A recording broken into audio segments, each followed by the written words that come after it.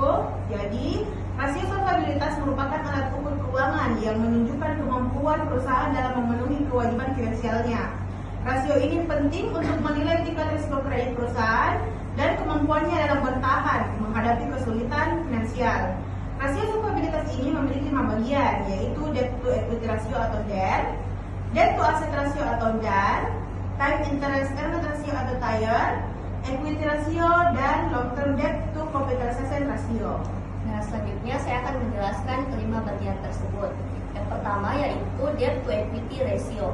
Rasio ini menunjukkan seberapa besar perusahaan bergantung pada utang untuk membiayai operasionalnya.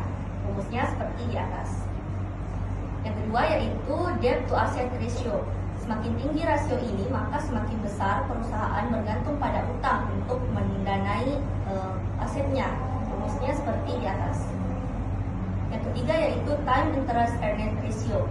Rasio ini menunjukkan seberapa mampu perusahaan membayar bunga utang dari laba yang dihasilkan. Rumusnya seperti di atas. Yang keempat yaitu equity ratio. Rasio ini menggambarkan seberapa besar aset perusahaan yang didanai oleh ekuitas dibandingkan dengan utang. Rumusnya seperti di atas. Yang terakhir yaitu long term debt to capitalization ratio. Rasio ini menunjukkan seberapa besar utang jangka panjang dibandingkan dengan total kapitalisasi perusahaan. Rumusnya seperti di atas. Kami mengambil contoh dari neraca singkat PT ABC. Neracanya ada di atas.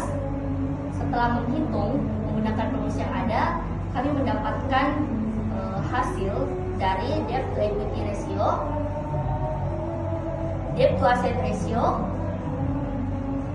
time interest earned ratio, equity ratio, dan long term debt to capitalization ratio. Nah, jadi hasil interpretasi dari data tersebut akan dibacakan oleh teman saya. Nah, rasio DER sebesar 1,5 menunjukkan bahwa PT bisa memiliki utang sebesar 1,5 rupiah. Untuk setiap 1 rupiah ekuitas, ini berarti perusahaan menggunakan lebih banyak utang dibandingkan ekuitas dalam pendanaan operasionalnya. DAR, 6. DAR sebesar 60% menunjukkan bahwa 60% dari total aset perusahaan didanai oleh utang, sedangkan sisanya 40% didanai oleh ekuitas. Selanjutnya TIR 5. TIR sebesar 5 kali berarti perusahaan mampu membayar beban bunga utangnya sebanyak 5 kali lipat dari laba operasionalnya. Dengan kata lain, laba operasional perusahaan mencukupi untuk menutupi pembayaran bunga beberapa kali lipat. Equity ratio 0,4. Equity ratio sebesar 40% menunjukkan bahwa hanya 40% dari total aset perusahaan yang dibiayai oleh ekuitas. Artinya, hampir 2/3 dari aset PT ABC dibiayai dengan utang. Long term 0,5. Long term debit to capital rasio sebesar 50% menunjukkan bahwa sekitar 50% dari struktur modal perusahaan terdiri dari utang jangka panjang, sedangkan sisanya dibiayai oleh ekuitas.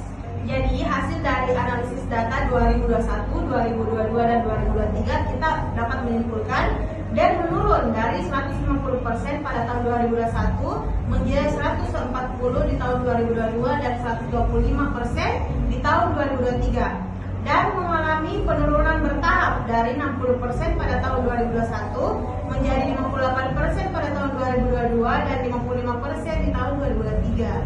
TIR meningkat dari 5 kali pada tahun 2021 menjadi 6 kali pada tahun 2022 dan 7 kali pada tahun 2023.